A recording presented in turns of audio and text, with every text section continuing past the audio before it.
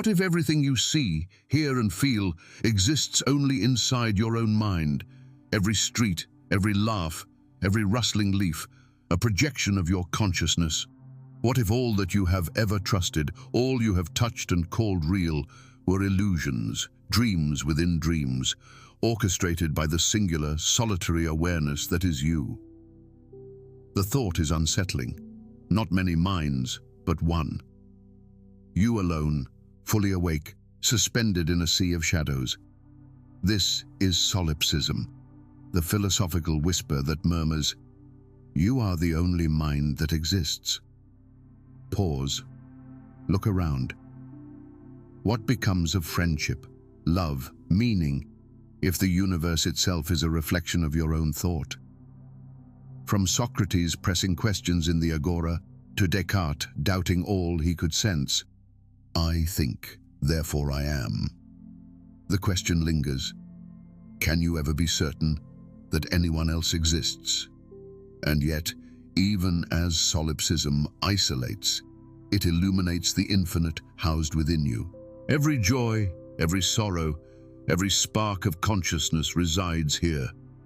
You are both prisoner and cathedral, the axis of all experience, the curator of the universe itself. The challenge begins with a deceptively simple question: how do we know other minds exist? Every person we meet, every voice we hear, every fleeting glance is filtered through the narrow lens of our own perception. We observe behaviors, words, gestures, expressions. But is this enough to bridge the infinite gulf between self and other?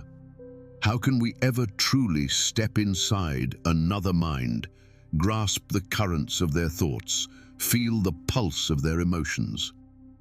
Philosophers have called this the problem of other minds, a question that has shadowed human thought for centuries, lingering at the boundary between what we see and what we can know.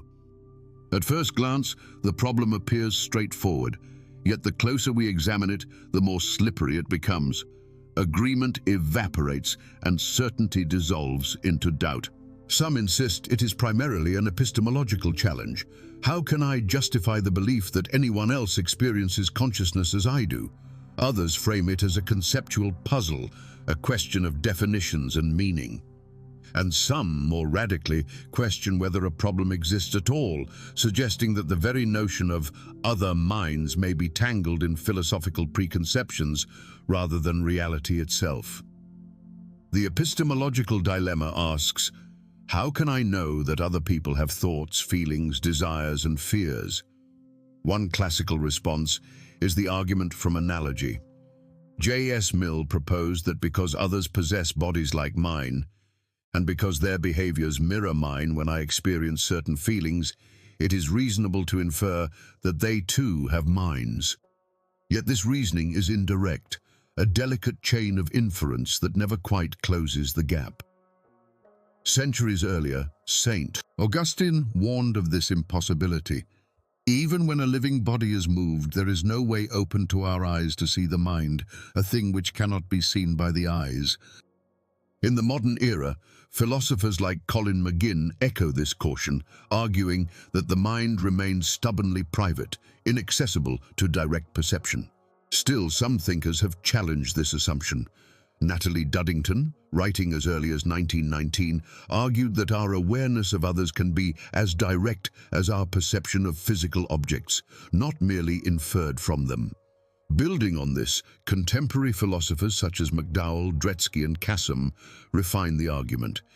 Behavior is not just a clue, not a series of signs pointing to hidden thoughts. It can itself be expressive, a living window into mental life. McDowell suggests that when someone flinches in pain or laughs with delight, we do not merely infer a state of mind. We perceive it directly, genuinely, and unmistakably. Dretske distinguishes the subtleties of epistemic seeing. While we cannot inhabit another's private sensations, we can see their anger, joy, or sorrow as it manifests in their actions. Cassam unites these perspectives, proposing that behavior bridges perception and consciousness, revealing the mind through the world it inhabits.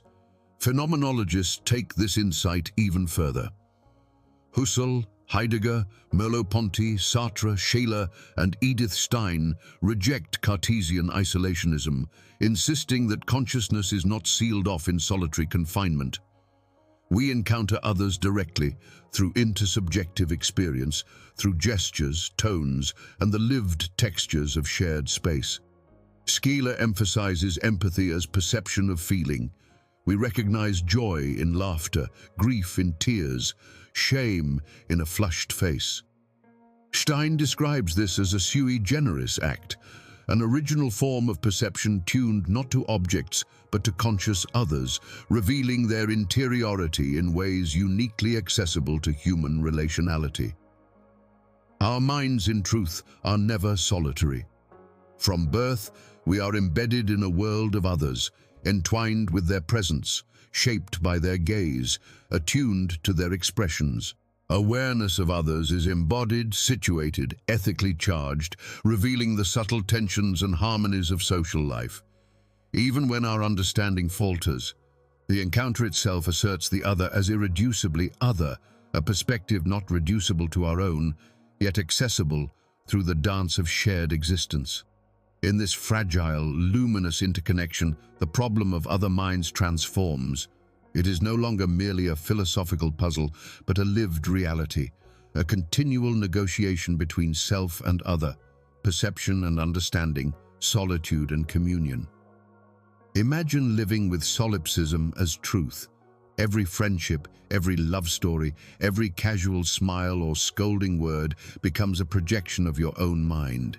Even the vast cosmos, with its stars and galaxies, mountains and oceans, becomes no more than a private hallucination, a theater conjured by your consciousness alone. The familiar world, the bustling streets, the whispering leaves, the laughter and sorrow of strangers, shrinks to the dimensions of your own awareness, leaving you suspended in a reality that may be utterly self-contained. The conflict is as psychological as it is philosophical. Isolation on this scale is suffocating. When every other mind is in question, the stakes of moral choice, of empathy, of existence itself, shift in ways that are subtle and profound. Love loses its guarantee, friendship its certainty. Even the act of kindness becomes a shadowy reflection. Am I caring for another, or merely for the image of care that my mind has conjured? Some respond with dread, feeling the immense weight of existential solitude pressing down. Others experience a strange liberation, a dizzying freedom. If the world exists solely within the self, then every possibility, every sensation, every pleasure and pain, joy and fear, beauty and horror is entirely under one's own sway. The boundaries between creator and created, observer and observed, collapse into a singular, self-referential existence. Yet human intuition is not so easily silenced. Despite philosophical reasoning, we feel connected. We speak to others, we trust, we hope, we hurt and are hurt. We fall into the rhythms of companionship and social life as if they were undeniable truths. Solipsism forces a confrontation with this instinct. Is it false? Are our relationships merely echoes of our own consciousness, illusions we mistake for reality? Even the most sophisticated philosophical defenses, arguments by analogy, appeals to the best explanation, criteria based on behavior, cannot entirely dissolve the shadow that solipsism casts over lived experience. The epistemological problem, the question of whether we can know other minds, remains distinct from the conceptual problem, the question of how such knowledge is possible. Even if we can justify belief in the existence of others, the haunting thought persists. What if they are not real? Philosophers such as Thomas Nagel, Gareth Evans, and P.F. Strawson emphasize that understanding others conceptually is no trivial matter. To attribute a mental state to another is to stretch the limits of one's imagination beyond the self. We navigate a world of mental concepts that must extend outward, crossing the immense gulf that separates consciousnesses. To see another as a mind, To recognize the interiority of another is to acknowledge that existence is not mine alone. It is plural, relational, threaded through countless lives, each with its own horizon of experience. Solipsism, then, is not merely a speculative nightmare, but a mirror in which we confront the fragile, luminous reality of human connection. The astonishing fact that, however opaque and mysterious, other minds may indeed exist beyond the confines of our own. Despite its isolation, solipsism can be transformative. If the universe exists in your mind, it grants power. The universe is as rich as your imagination, as deep as your capacity for awareness. Solipsism is no longer a prison, it is an invitation. To care, to create, to feel deeply, even if only for yourself, becomes a sacred act. Even contemporary cognitive science offers insight. Theory and simulation theory suggest that we predict others' thoughts either by constructing mental models or simulating their perspective. Interaction theory argues that social engagement itself constitutes understanding. Person model theory proposes that we build conceptualized images of others, refining our understanding through observation and narrative. These approaches affirm connection is not merely inferred, it is enacted, embodied, and practiced. Ethically, this is liberating. Love, kindness, art, exploration, these expand the mind, making the inner universe vibrant. Fear of external judgment, dread of cosmic insignificance, these dissolve. The only mind that truly matters is yours. Consciousness itself becomes the ultimate reality, a canvas of infinite possibility, a playground for the imagination, and a wellspring of meaning. Solipsism challenges everything we take for granted, but perhaps its real gift is reflection. Even if others are projections, the depth of your mind is undeniable. Solipsism teaches radical attention, to savor the taste of life, to witness the world within, to confront the mystery of existence with honesty and courage. And yet, whether through perception, empathy, or interaction, we glimpse the presence of others.